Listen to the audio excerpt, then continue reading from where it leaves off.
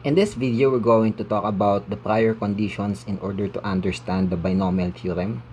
And our prerequisite are combination, Pascal's triangle, and algebra. And now, para maintindihan natin kung ano yung combination, magsimula muna tayo sa tinatawag nating permutation.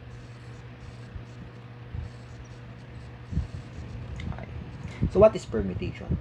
A permutation is an arrangement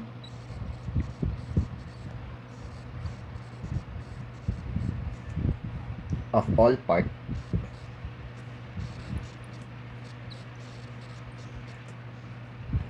of a set of objects.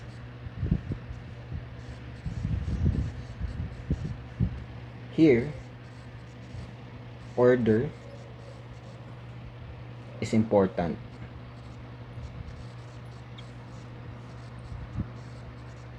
Okay. So, ano nga ba ang ibig kong sabihin? Let's say we have three objects. Simplihan lang natin. Ay, example. I have three objects na nasa loob ng set, which is A, B, and C. So, in this case, how many ways natin pwedeng i-arrange yung tatlong objects? So, sa tingin natin, pwede nating kuhain yung, let's say, A, B, C, yung sarili niya, A, C, B. Tama ba? Okay. Pwede ring B, A, C, B, C, A, C, A, B, C, B, A. And now, do you see other possible arrangements? Wala na. So, para makasiguro tayo, we can use a tree diagram. This is very important para maka-ensure tayo na wala nang other possible arrangement. Okay? Now, kung dito tayo magre-rely sa set na to, whose objects are A, B, and C. So, we have here, start tayo dito. Pwede tayong mamili ng tatlong objects. Either si A, si B, or si C. Okay? Pwedeng A, pwedeng B, or pwedeng si C. Okay. Halimbawa, kinuha ko si A. So, meron na lang akong dalawang possible objects. Either si B or si C. Now, let's say, ang kinuha ko naman ay si B. No? Tinanggal ko si B. Pwede ko na lang makuha either si A or si C. Halimbawa naman, kung tatanggalin ko ang C, meaning siya yung aking first pick, ang pwede ko na lang piliin ay either si A or si B. Right? Now, kapag AB ang kinuha ko, okay, kapag AB ang kinuha ko, ang makukuha ko na lang or yung remaining object sa loob ng set ay si C. Okay? Now, kung kukunin ko naman yung AC, my first two picks, okay?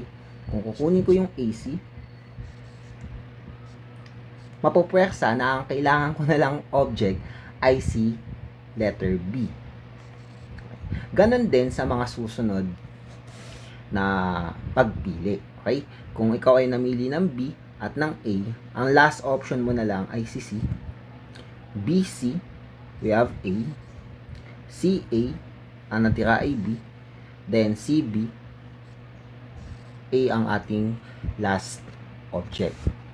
Now, dito, mapapansin natin, makakabuo tayo ng mga possible outcomes.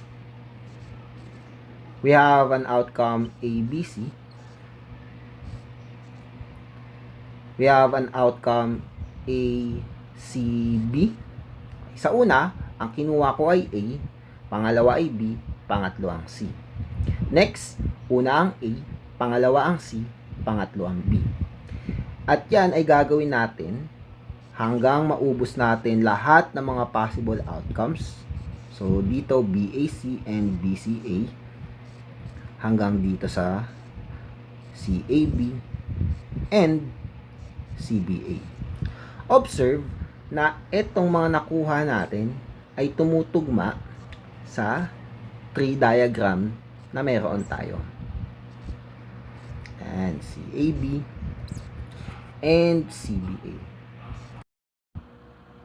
In our first pick, we have 3 objects to choose.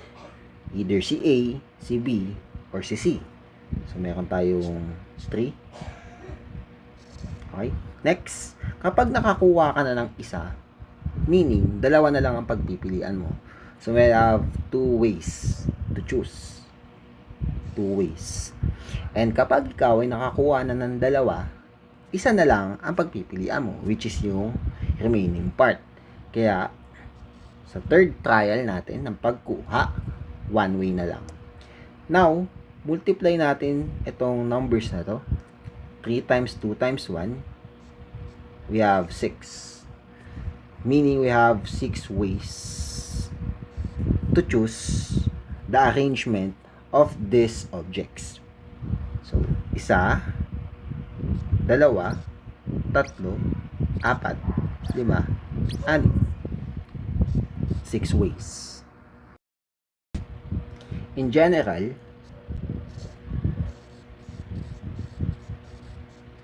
the number of ways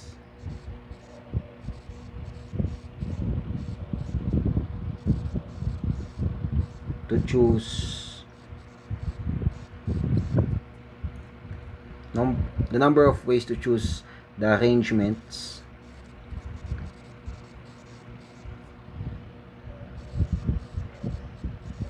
of n objects is n times n minus 1 times n minus 2 times all the way up to 3 times 2 times 1. So, this expression ay ang tinatawag nating permutation. Yung n na nakikita natin sa left side na may exclamation point ay tinatawag or binabasa natin as n factorial.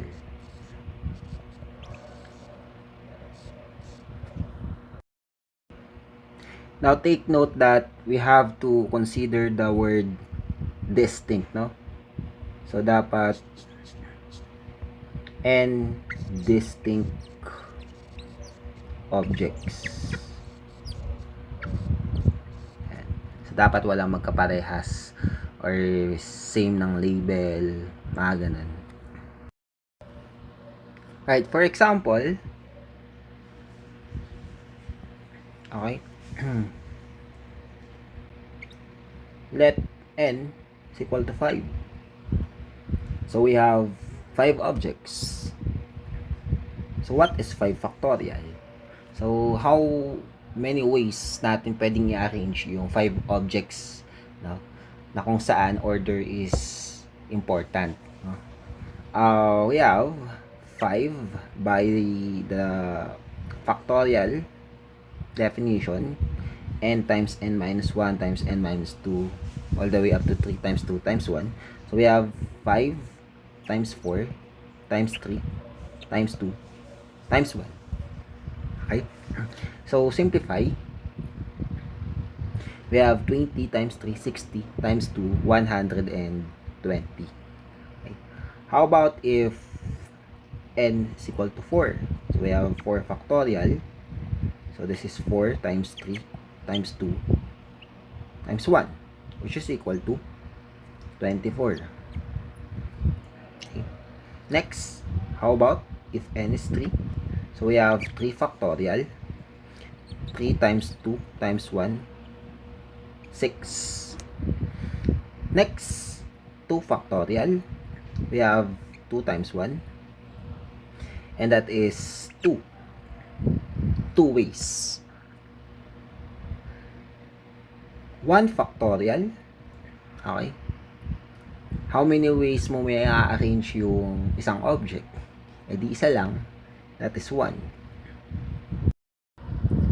Sa tingin nyo, ano kaya ang 0 factorial? How many ways nating may a-arrange ang walang object? Ngayon, kung meron mga sagot to, paano kaya natin makukuha yun? Observe natin yung upper part o yung nasa top, which is yung 5 factorial. We all know that is equal to 120. Okay. Pwede pa tayong magpatuloy. 6 factorial, 7 factorial, kaya lang sobrang laki na yung makukuha nating outcome or yung number of ways to arrange. No? Enough na siguro yung 5 factorial yung pinakamataas natin. Okay.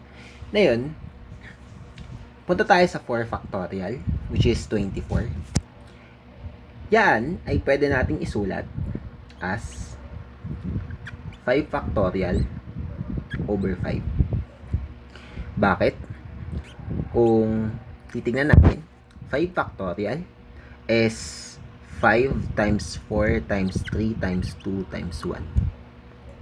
Sabi dun sa ating nasa taas. All over 5. Now, kung pagaganahin natin yung division, makakancel yung 5. And observe na yung 4 times 3 times 2 times 1 is also the same. Kaya, 5 factorial over 5 is just equal to 4 factorial. Okay. Next. How about 3 factorial?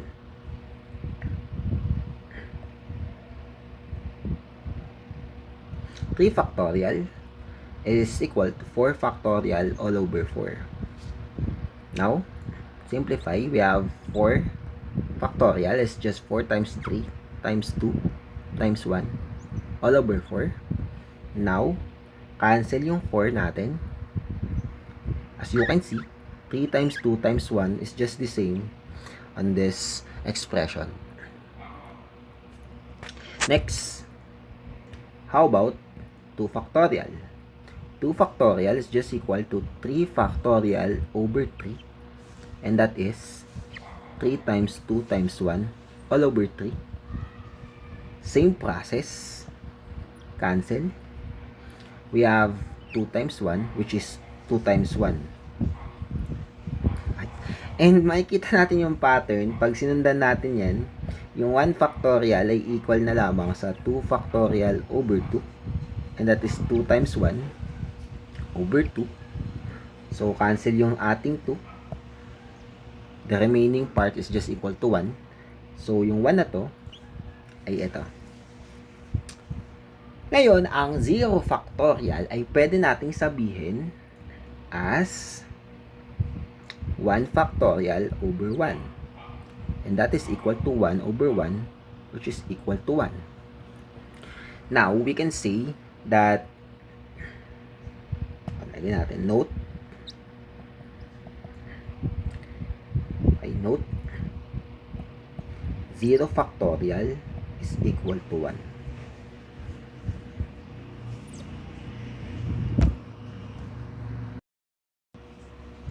Ngayon may nakalagay tayo dito. The number of permutations of n distinct objects taken k at a time is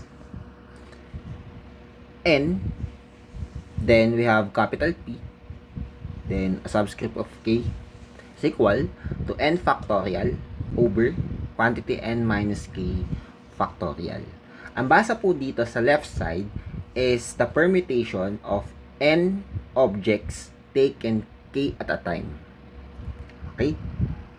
Halimbawa, or example,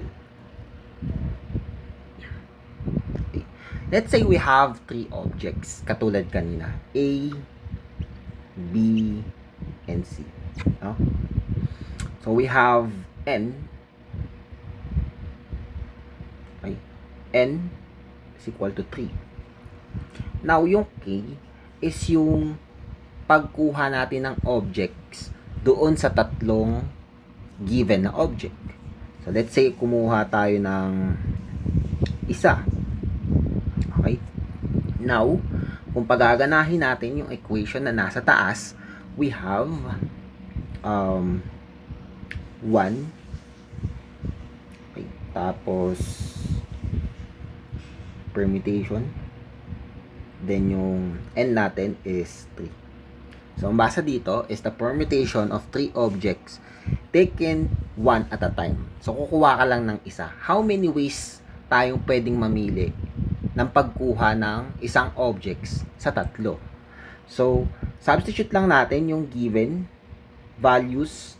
We have 3 factorial over n minus k, which is 3 minus 1 factorial. This is equal to 3 times 2 times 1 over 3 minus 1 is 2 factorial. Okay. So, simplify. 3 times 2 times 1 over 2 times 1. As you can see, makakancel yung ating 2 and 1. Therefore, we can say na meron tayong 3 ways. Diba? So, halimbawa, ito yung aking pagpipilian sa A, B, and C. Tapos, meron akong supot. No? May supot ako. So, piliin ko si A. Lagay ko sa supot ko. So, mawawala si A dito dahil pinili ko siya. Isang beses na yon, one way. Next, kunin ko si B. Okay? Lagay ko si B sa supot. So, nandito na ngayon si B. Tanggalin ko na ngayon yung B dito. At, isa na lang ang pagpipilian ko, which is si letter C. So, ilagay ko si letter C sa supot. Ayan. So, nandito na siya. Tanggal na siya dito. So, that's 3 ways. Okay. How about, let's say, kukuha tayo ng dalawa. No? Try natin to. Okay. Paano kapag ginawa natin 2, yung value ng K? So, ilan natin itong 2?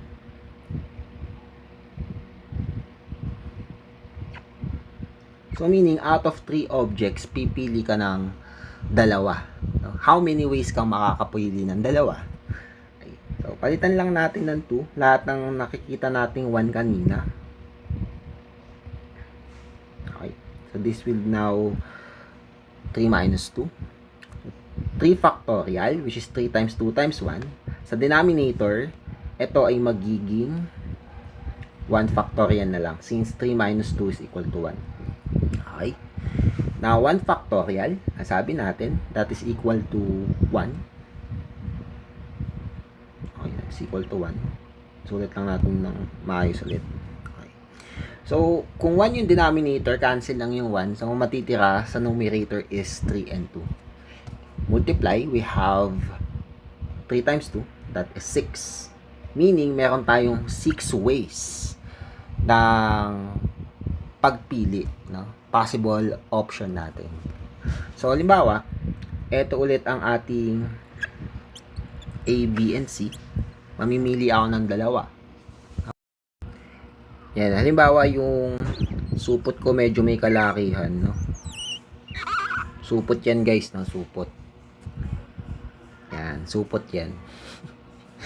Ngayon, kung pipili ako ng dalawa out of these 3 objects, pwede kong ipasok yung AB. Okay. Then, pwede ring ang kunin ko ay BC. Okay. Pwede rin naman ang kuhain ko ay si A tsaka si C. Okay. Or, pwede kong kuhain si BA. Okay? Magkaiba ang AB at BA kasi order is important. Okay? Nagmamatter yung order natin dito. Kaya, magkaiba yan. Okay?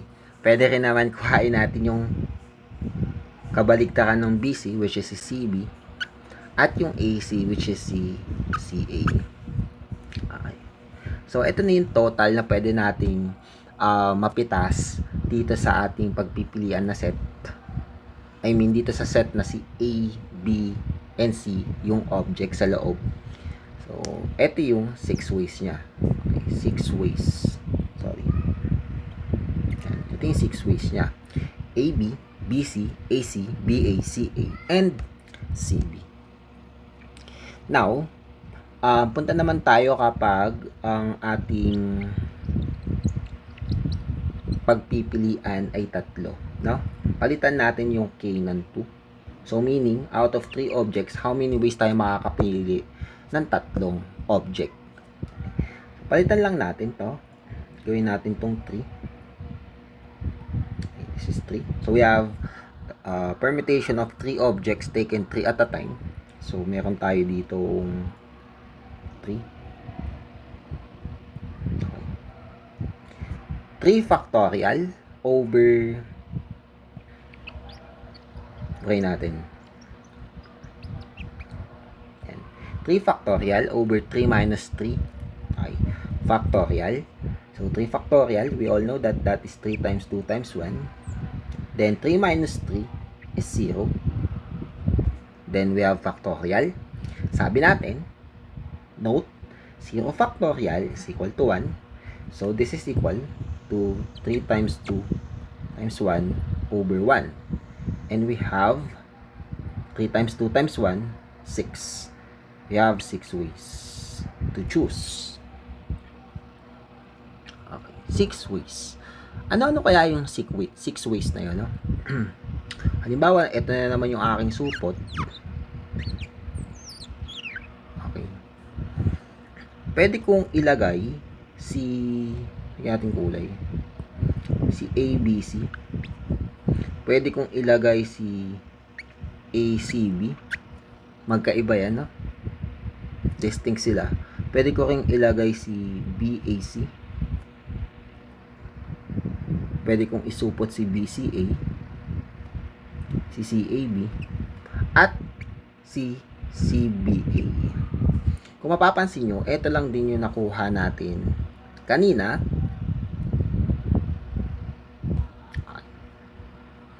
So, yung 6 na ibinalot natin or isinupot natin, ito yung 6 ways na tinutukoy. So, there you have it. Ito. The number of permutations of n distinct objects taken k at a time is n factorial over quantity n minus k factorial. So, take note na ang n should be always greater than or equal to k. Hindi pwedeng mas malaki ang k compared sa n. Now, bakit mas malaki yung kinuha mo kumpara dun sa number lang ng pagpipilian mo? So, let's say meron kang 3 objects lang. Bakit ka kukuha ng 4, ng 5, ng 6 kung 3 lang naman ang pagpipilian mo? Tama? Ngayon, balik tayo sa case na ang k ay equal sa 2. Okay. Halimbawa, ang k ay equal sa 2. Kung maaalala po ninyo, we have 6 ways. We have 6 ways, no? Kapag ang k ay equal sa 2. So, gawin lang natin ulit.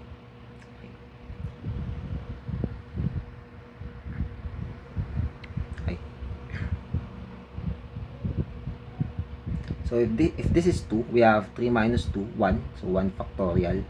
So, 3 times 2 times 1 is equal to 6 over 1, which is 6. So, we have 6 ways. And that ways are, lista natin, we have AB. Then, BA is different sa AB since order is important. Okay. We have also AC. Magkaiba rin ang CA sa AC. We have BC and CB. So, ito, order is important. Okay. How about if order is not important?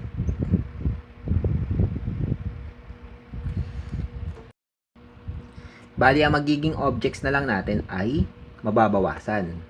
Meron tayong AB. AB. Now, we cannot consider anymore yung object na BA. Why? Because order is not important. Yung BA, siya na lang din po yung AB. Next, we have AC. CA ay hindi na natin kino-consider as our object since order is not important. Next, BC. CB ay hindi na natin iti-treat as our object since order is not important. Therefore, meron lang tayong tatlong objects na kailangan i-consider. Sila ay sina AB, AC, and BC. At dito, pumapasok na yung ating term na tinatawag na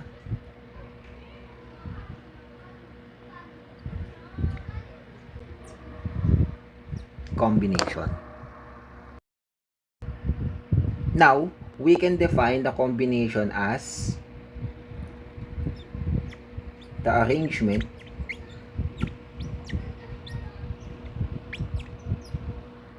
of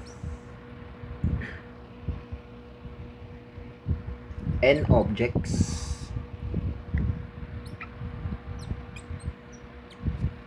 taken, should be n distinct objects taken k at a time. Okay. Here,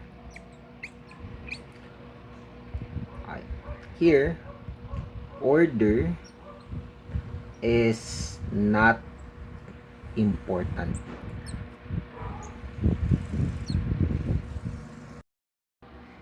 Now, allow me to introduce the important theorem in combination. So, we have a theorem. Okay. Sinasabi dito, the number of combinations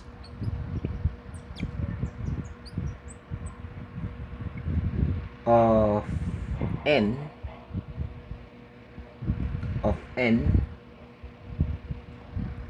distinct objects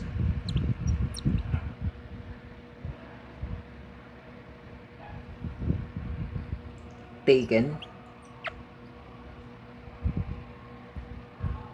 k at a time is, we have the symbol C, capital C. That means combination. Okay. Then, we have N as a subscript prior to letter C. And K after nung letter C. So, dikit lang natin ng konti yung N. Okay. And that is equal to n factorial. Okay. N factorial all over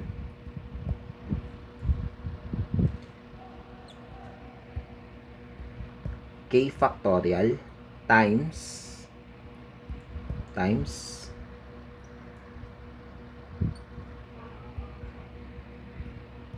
n minus k factorial.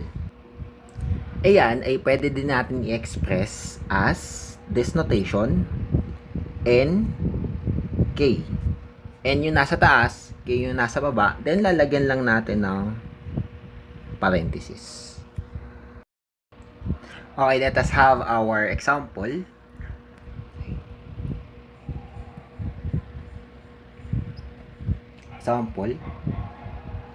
Suppose na yung objects natin kanina, para mas simple lang, no? Yung A, B, and C. So, we have 3 objects. Kanina, permutation yung pinag-uusapan natin. Paano naman kapag combination? So, let natin n is equal to 3 and k is equal to 1. So, how many ways tayo makakapamili kung isa lang ang kukunin natin out of 3 objects? Here, order is not important. No? Now, we have, by combination, okay, we have the combination of 3 distinct objects taken one at a time is n factorial over k factorial times the quantity of n minus k factorial. Substitute. Okay. Tapos, we have 1 factorial here, 3 minus 1 factorial. 3 factorial is 3 times 2 times 1 all over 1 factorial. 3 minus 1 is 2. So, we have 2 factorial here. And this is equivalent to 3 times 2 times 1 all over 1 times 2 times 1. So, dito, makakancel yung 2, 1. Okay. And ang matitira na lang is obviously 3. So, we have 3 ways. No? Ano yung 3 ways na yon? Okay. Kung kukuha ka ng isa, pwedeng ang kunin mo ay si A. Or ang pwedeng kunin mo ay si B. Or pwedeng kuhain mo ay si C.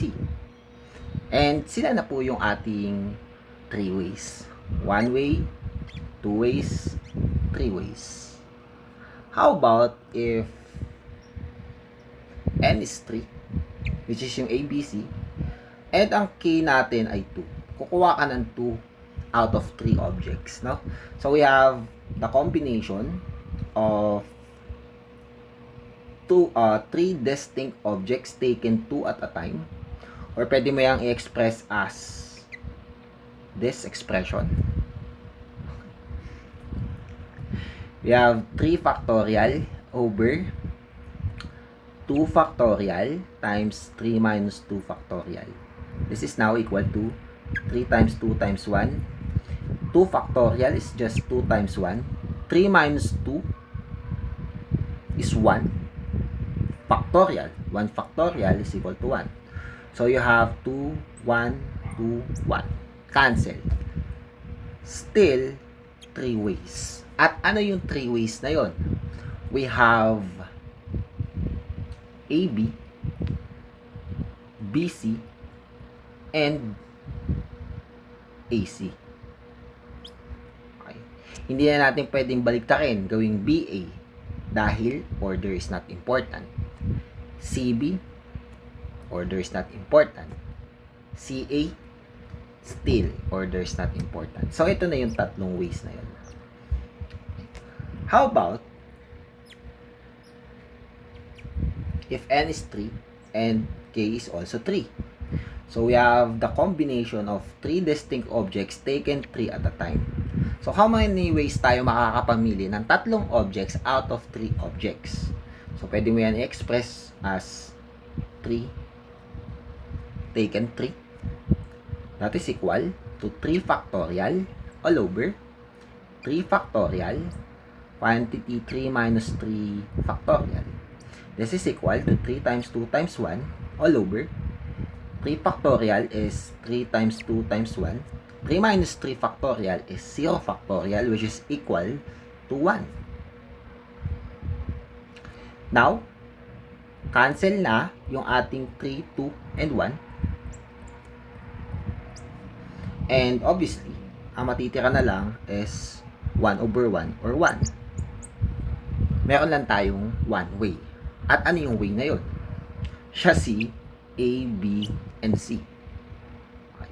Now, hindi mo pwedeng isulat ang CBA since ang CBA is si ABC na din.